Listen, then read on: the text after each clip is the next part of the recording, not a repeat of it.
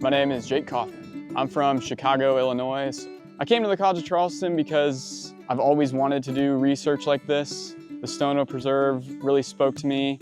Those who ended up being my advisors really spoke to me and told me what a great place this was, and they were not wrong. My field of research is environmental studies, specifically herpetology. The research I do at Stono is primarily revolving around reptiles and amphibians. I'm trying to compare the species diversity between two habitats at the Stono Preserve, those being unmanaged loblolly pine and restored longleaf pine, which used to be a very prevalent forest type in the southeastern U.S. To do that, I'm using these collection tools. One is a drift fence with pitfall traps. Animals will hit this fence and fall into buckets, so I collect them every day. And some other ways I use are cover boards, and that's tin roofing panels that I put out in the environment. It creates good artificial habitat for animals. I just flip those and see what's underneath them, and a lot of times I'll find small snakes and toads and frogs, and the college has been very helpful, helping me do the research I want to do out here.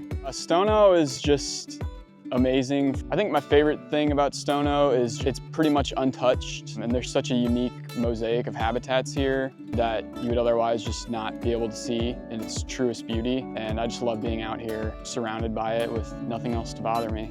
The College of Charleston is a great place for students to do research because of the many amazing resources it has, Stono Preserve being one, as well as the countless advisors that are supportive of helping you do the research that you want to do and finding any way they can to help you do it the right way.